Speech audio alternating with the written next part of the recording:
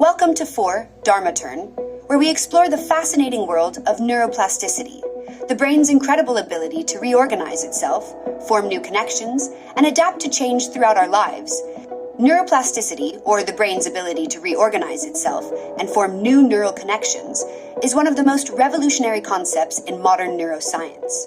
The adult brain was believed to be relatively fixed for a long time, with a limited capacity for adaptation and change.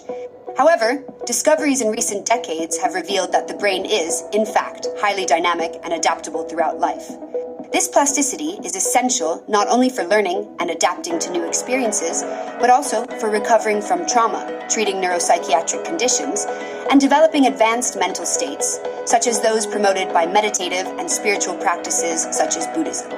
Neuroplasticity is a phenomenon that permeates every aspect of cognitive and emotional life and is essential for forming new memories, overcoming addictions, adapting to new environments, and even surviving adverse situations.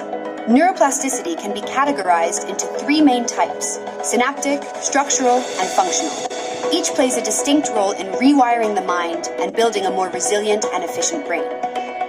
Synaptic neuroplasticity refers to the ability of neurons to modify the strength or efficiency of their synapses, the connections that transmit information between nerve cells. This plasticity is crucial for learning and memory, forming new memories and acquiring new skills. Synaptic plasticity manifests primarily through long-term potentiation, LTP, and long-term depression, LTD. Long-term potentiation, LTP. LTP is a process by which repeated synapse stimulation strengthens the transmission between the neurons involved. This synaptic strengthening is essential for memory consolidation and skill learning, making it more likely that the same neural pathways will be activated in similar future experiences. For example, when we learn a new skill, such as playing a musical instrument, LTP helps establish and strengthen the neural connections necessary for that skill. Furthermore, LTP is a critical mechanism in various forms of experience-dependent plasticity, such as language acquisition in children, where repetition and exposure to new sounds and words increase the effectiveness of synapses in the brain areas responsible for language. Animal studies have shown that inducing LTP in specific brain areas can significantly improve memory tasks, highlighting its importance in information consolidation. Long-term depression, LTD. On the other hand, LTD is a process by which reduced stimulation or lack of use of a synapse results in a decrease in the strength of the synaptic connection. LTD is essential in eliminating ineffective or redundant synapses, allowing the brain to optimize its neural networks more efficiently. LTD is central to processes such as forgetting, which, although often viewed as unfavorable, is crucial for healthy brain function by eliminating irrelevant information and freeing up resources for new learning. This mechanism also involves cognitive flexibility, allowing the brain to reconfigure its networks in response to new situations, a skill essential for adaptation and survival. In Buddhist practices, the repetition of mantras, meditations, and other techniques can be seen as a way to engage LTP, strengthening neural networks associated with desirable mental states such as compassion, wisdom, and equanimity. Neuroimaging studies support this idea, showing how regular meditation practice can alter synaptic activity in areas of the brain associated with emotional regulation and self-awareness. For example, experienced meditators demonstrate increased functional connectivity between prefrontal cortex areas and limbic regions responsible for controlling emotions. This synaptic modulation is not just a metaphor. It reflects fundamental, measurable changes in brain function.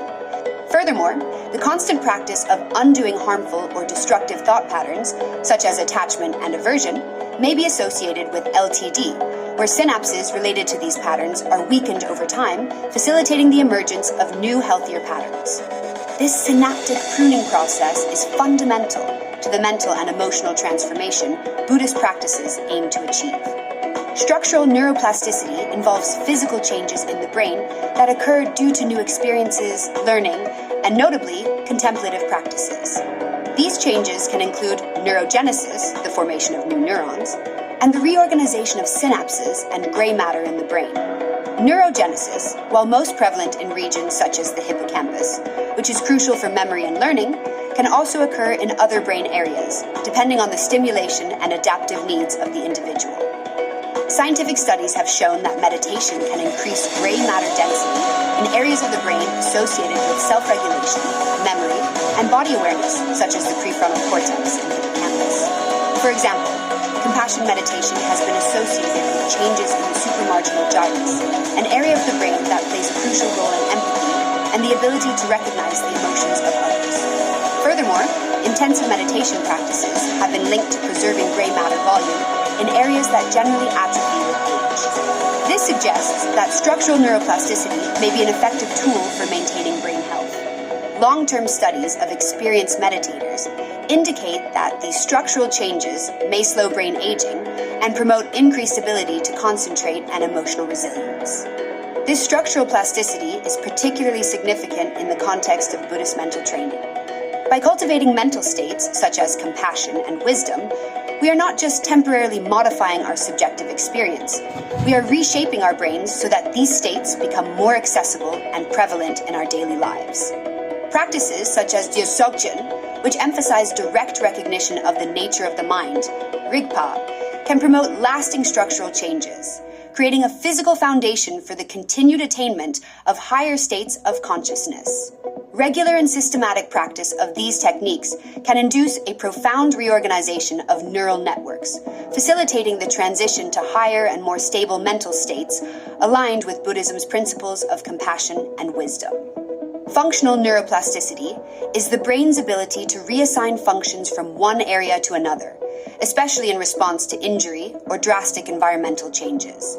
This plasticity is often observed after brain injury, where other parts of the brain take over the functions of the damaged area, allowing a partial or complete recovery of lost abilities. This process of functional reorganization is a testament to the remarkable adaptability of the brain and is often studied in clinical settings to develop better rehabilitation strategies. For example, in patients who have suffered a stroke and lost the ability to speak, other regions of the brain can, with appropriate rehabilitation, take over this function, allowing partial or complete recovery of speech. This adaptive capacity is not limited to injuries alone. It can also occur in response to environmental and behavioral changes, such as learning new skills or practicing new ways of thinking. For example, studies have shown that people who have been blind since birth can develop exceptional auditory or tactile perception, with areas of the brain typically dedicated to vision being recruited to process these other senses, demonstrating the functional flexibility of the brain. In spiritual practices, functional neuroplasticity can be seen when practitioners perceive the world in new and more subtle ways. For example, meditation can alter default networks in the brain, such as the default mode network, DMN, which is associated with self-reference and daydreaming. Continued practice can decrease activity in this network, promoting a more present and less distracted mind. This functional change is crucial in developing a focused and clear mind. The weakening of DMN activity, observed in experienced meditators, is associated with a reduction in rumination and anxiety, mental states that often interfere with clarity and tranquility. Furthermore, functional neuroplasticity allows the brain to adapt to the demands of intense meditative practices, where the sense of self is dissolved and new forms of experience emerge. The ability to transcend old patterns and embrace new ways of being directly reflects this plasticity, allowing practitioners to recover and expand their mental and spiritual capacities. As promoted in advanced meditation practices, the dissolution of the sense of self may be associated with functional redistribution in brain areas linked to self-reference. This suggests that as the practitioner advances in their spiritual journey, the brain reorganizes itself to support these new perceptual realities. This phenomenon has been compared to the shutting down of specific neural networks that maintain the sense of separation between self and other, promoting an experience of unity and connection with the whole.